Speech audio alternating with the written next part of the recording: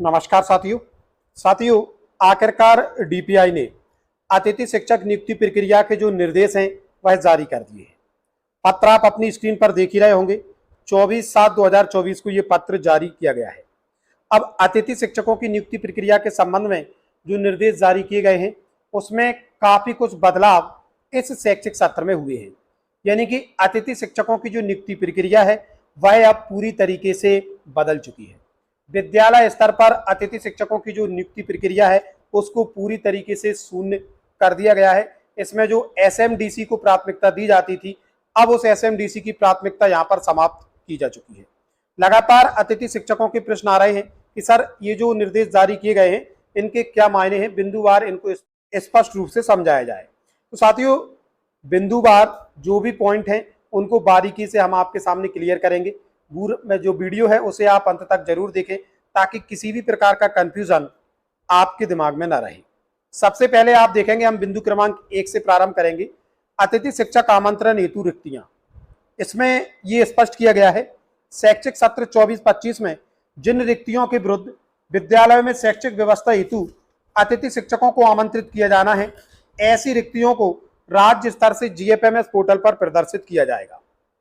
यानी कि जिन पदों पर अतिथि शिक्षकों की नियुक्ति की जाएगी उन रिक्तियों को पहले राज्य स्तर से वेरीफाई किया जाएगा, फिर वह जीएफएमएस पोर्टल पर प्रदर्शित होगी। एक बात तो तय है, इस बार अतिथि शिक्षक की जो नियुक्ति प्रक्रिया है वह पूरी तरीके से पारदर्शी रहने वाली है। जीएफएमएस पोर्टल पर प्रदर्शित रिक्तियों के अतिरिक्त अन्य कोई अतिथि शिक्षक विद्यालय में नहीं रखा जाएगा। अब बिंदु क्रमांक 2 आप देखेंगे तो अतिथि शिक्षक आमंत्रण हेतु जो कार्रवाई की जानी है उसका विवरण इसमें है।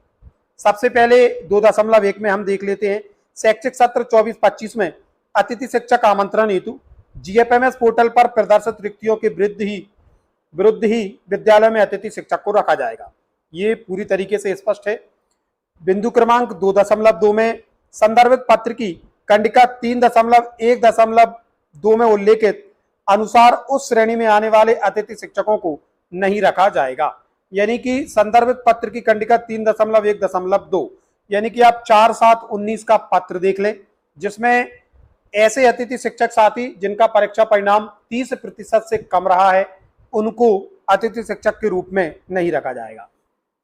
विद्यालय जिनमें रिक्त पद हैं एवं संबंधित विषय का पूर्व से पैनल है, ये काफी महत्वपूर्ण बिंदु है साथियों, तथा अतिथि शिक्षक को नियम अनुसार रखा गया है। ऐसे पूर्व से कार्यरत अतिथि शिक्षकों को माननीय उच्च न्यायालय द्वारा दिनांक 11/10/2018 को दिए गए निर्णय की निम्न कंडिका अनुसार, इसमें कंडिका दी हुई है, उक्त कंडिका के उल्लेखित निर्णय के परिपालन में विद्यालय में उपलब्ध पैनल से विगत शैक्षिक सत्र में नियम अनुसार रखे गए अतिथि शिक्षक को ही रखा जाएगा। यानी कि यहाँ पर जो संस्था प्रमुख हैं वह किसी भी प्रकार से अपनी मनमर्जी नहीं कर सकेंगे। पूर्व में विगत शैक्षिक सत्र में जो अतिथि शिक्षक जिस विद्यालय पर कार्यरत थे और उनकी नियुक्ति नियम अनुसार की गई थी, तो वह इस शैक्षिक सत्र में भी उस विद्यालय पर अतिथि शिक्षक के रूप में कार्य करते रहेंगे। 2.4 देख लेते हैं। अतिथि शिक्षक पोर्टल पर आवेदक का जिस पैनल का स्कोर कार्ड जनरेट है केवल उसी पैनल में ज्वाइनिंग दर्ज करा सकेंगे। काफी महत्वपूर्ण बिंदु है, आपके पास जिस भी पैनल का स्कोर कार्ड है आप उसी पैनल में अतिथि शिक्षक के रूप में कार्य कर पाएंगे। स्वाभाविक सी बात है कि आपका स्कोर कार्ड जिस पैनल का होगा आपको नियुक्ति उसी पैनल में मिलेगी।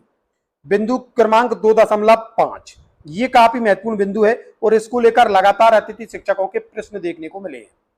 विगत सत्र 23-24 में कार्यरत अतिथि शिक्षक द्वारा जिस विद्यालय में कार्य किया गया है उस विद्यालय में अतिथि शिक्षक द्वारा स्वयं के लॉगिन आईडी पर ज्वाइनिंग की सुविधा उपलब्ध कराई गई है। यानी कि जीएफएमएस पोर्टल पर जब अतिथि शिक्षक साथी अपनी यूजर नेम और पासवर्ड से लॉगिन करेंगे तो पिछले शैक्षिक सत्र में वह जिस विद्यालय पर कार्यरत थे उस विद्यालय पर स्वयं से उसमें अपनी ज्वाइनिंग कर पाएंगे। ये सबसे बड़ा और सबसे महत्वपूर्ण बदलाव है।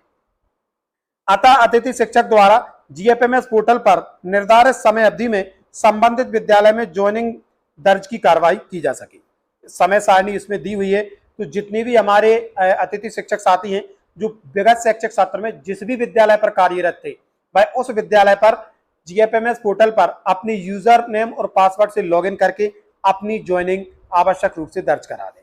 साथियों आने वाली वीडियो में हम आपको बताएंगे कि आप लॉगिन करके कैसे अपनी ज्वाइनिंग संबंधित विद्यालय में दर्ज कराएंगे। आपको किसी भी प्रकार की जल्दबाजी नहीं करनी है, अभी हमारे पास काफी समय है, आप थोड़ा धैर्य जरूर रखें। किसी भी प्रकार की जल्दबाजी कर आप ऐसा ना हो त्रुटि करें और बाद में आपको समस्या का सामना करना पड़े। बिंदु क्रमांक 2.6 में यदि हम देखें, अतिथि शिक्षक ऑनलाइन ज्वाइनिंग पत्रक के साथ अपनी उपस्थिति अनिवार्यता ज्वाइन किए गए विद्यालय में दिनांक 7/8/24 तक दी जाए। यानी कि जीएफएमएस पोर्टल पर जब आप पूर्व से कार्यरत विद्यालय में अपनी ज्वाइनिंग करवाएंगे तो वहां से आपको एक पत्रक डाउनलोड करना होगा। वो पत्रक लेकर आप जिस भी विद्यालय पर आपने ज्वाइनिंग दर्ज कराई है वहां आपको देना है, वहां आपको अपनी उपस्थिति देना है और इसके लिए 7 अगस्त 2024 तक की तिथि निर्धारित की गई है। विद्यालय में अतिथि शिक्षक द्वारा निर्धारित समय अवधि में उपस्थिति नहीं देने पर संबंधित का ज्वाइनिंग पत्र आदेश स्वतः ही निरस्त हो जाएगा। यदि आप तय समय में ज्वाइनिंग नहीं देते हैं तो आपका जो ज्वाइनिंग पत्र है उसे निरस्त माना जाएगा। इसके उपरांत आवेदक को शेष रिक्तियों हेतु होने वाली नवीन प्रक्रिया में भाग लेना होगा। यानी कि आप उस प्रक्रिया से बाहर हो जाएंगे जिसमें पूर्व से कार्यरत अतिथि शिक्षकों के लिए जो पोर्टल पर खुद की लॉगिन आईडी से संबंधित विद्यालय पर ज्वाइनिंग की सुविधा उपलब्ध करवाई गई है। शेष रिक्तियों के लिए अलग प्रक्रिया होगी। ये बड़ा बदलाव है। पूर्व से कार्यरत अतिथि शिक्षकों के लिए एक अलग प्रक्रिया है जिसमें वह स्वयं की लॉगिन आईडी से लॉगिन करके संबंधित विद्यालय पर अपनी ज्वाइनिंग दर्ज करा सकेंगे। शाला प्रभारी अतिथि शिक्षक से ऑनलाइन ज्वाइनिंग पत्रक का प्रिंट प्राप्त कर हस्ताक्षर एवं सील के साथ एक प्रति विद्यालय अभिलेख के रूप में संधारित करेंगे तथा एक सत्यापित प्रति अतिथि शिक्षक को देंगे। तो जो भी आप ऑनलाइन ज्वाइनिंग का पत्रक संबंधित संस्था प्रमुख को देंगे वह एक प्रति विद्यालय पर रख लेंगे और एक प्रति सत्यापित करके आपको सौंप देंगे। यह आपको ध्यान रखना है, एक प्रति आपको सत्यापित कराकर अपने पास रखना है। अतिथि शिक्षक शाला प्रभारी द्वारा सील एवं हस्तांतरित ज्वाइनिंग पत्रक की प्रति को जीएफएमएस पोर्टल पर अपलोड किया जाएगा और जो भी प्रति आप शाला प्रभारी से सील एवं हस्तांतरित ज्वाइनिंग पत्रक की प्राप्त करेंगे सत्यापित, उसे आपको पुनः जीएफएमएस पोर्टल पर अपलोड करना है। अतिथि शिक्षक आमंत्रण हेतु जो समय सारणी है वो कुछ इस तरीके से रहेगी। अतिथि शिक्षक आमंत्रण हेतु जीएफएमएस पोर्टल पर रिक्तियों का प्रदर्शन 30/7/24 तक हो जाएगा। अतिथि शिक्षक द्वारा जीएफएमएस पोर्टल पर ज्वाइनिंग दर्ज करना एवं शाला प्रभारी से प्राप्त सत्यापित ज्वाइनिंग पत्रक की छाया प्रति को पोर्टल पर अपडेट करना, ये जो प्रक्रिया है 1 अगस्त से 7 अगस्त तक चलने वाली है। शाला प्रभारी जीएफएमएस पोर्टल पर ज्वाइन किए गए अतिथि शिक्षक का प्रमाणीकरण करेंगे और यह प्रक्रिया भी 1 अगस्त से 7 अगस्त तक चलने वाली है। इसके अतिरिक्त ऐसे विद्यालय जहां नियमित शिक्षक पदस्थ होने के उपरांत भी संपूर्ण शैक्षिक सत्र के लिए अनुपलब्ध हैं, ऐसे विद्यालय हेतु रिक्ति अपडेशन हेतु संकुल प्राचार्य द्वारा जीएफएमएस पोर्टल पर निम्नानुसार कार्यवाही की जाए। मान लीजिए कोई विद्यालय ऐसे हैं जहां पर शिक्षक साथी पदस्थ हैं लेकिन वह अन्य संस्था पर अटैच है या किसी प्रतिनियुक्ति पर है या अन्य किसी आदेश के तहत वह अन्य जगह पर पदस्थ है, तो ऐसी स्थिति में भी अब अतिथि शिक्षक की नियुक्ति की जा सकेगी। उसके लिए क्या गतिविधियां होंगी वो इसमें दी हुई हैं। संकुल प्राचार्य द्वारा सबसे पहले नियमित शिक्षक के अनुपलब्ध होने का कारण एवं आदेश की प्रति डाउनलोड करते हुए रिक्वेस्ट दर्ज करनी होगी। 1 से 4 अगस्त तक यह कार्य किया जाएगा। संकुल प्राचार्य द्वारा जो रिक्वेस्ट प्रेषित की गई है उसका परीक्षण संचालनालय स्तर से अनुमोदन की कार्रवाई होगी और ये 5 से 6 अगस्त तक हो जाएगा। अतिथि शिक्षक जीएफएमएस पोर्टल पर ज्वाइनिंग दर्ज कर शाला प्रभारी से प्राप्त सत्यापित ज्वाइनिंग पत्रक की छाया प्रति पोर्टल पर अपलोड करेंगे। इसके लिए केवल 2 दिन का समय है, 6 से 7 अगस्त तक का।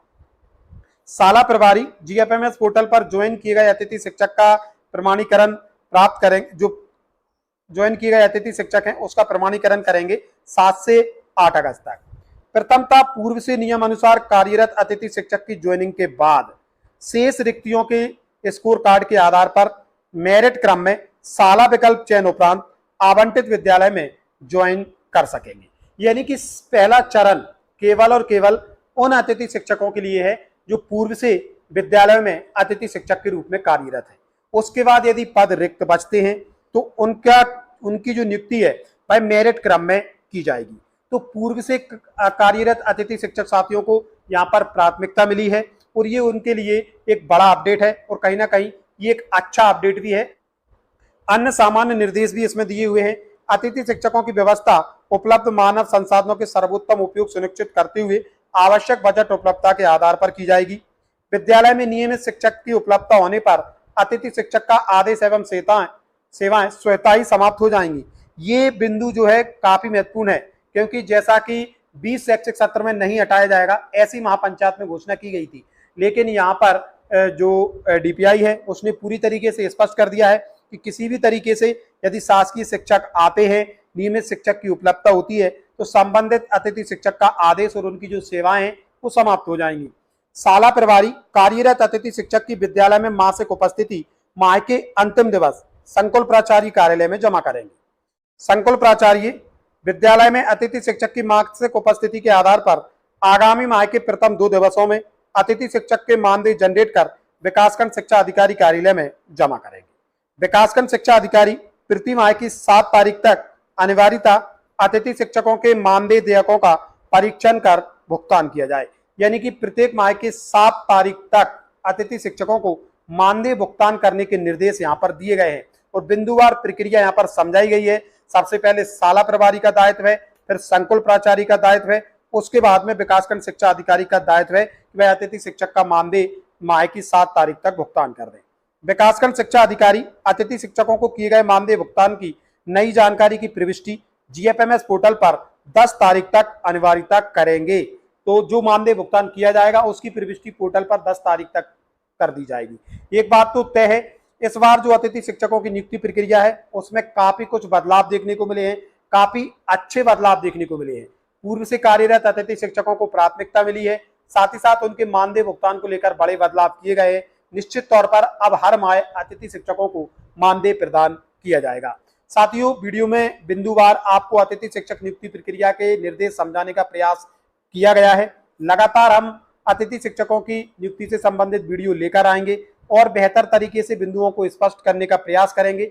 आप यदि नए हैं तो हमारे चैनल से जरूर जुड़ जाएं और इसे अभी सब्सक्राइब कर लें, क्योंकि अतिथि शिक्षक नियुक्ति प्रक्रिया में जो भी कठिनाई आपको आएगी उसको दूर करने का प्रयास हम हमारे चैनल में वीडियोस के माध्यम से, साथ ही साथ व्हाट्सएप ग्रुप के माध्यम से करने वाले हैं। ये था आज का महत्वपूर्ण अपडेट जो कि अतिथि शिक्षकों को लेकर था। मिलेंगे जल्दी नए अपडेट एवं नए टॉपिक के साथ, तब तक के लिए जय हिंद, जय भारत मित्रों।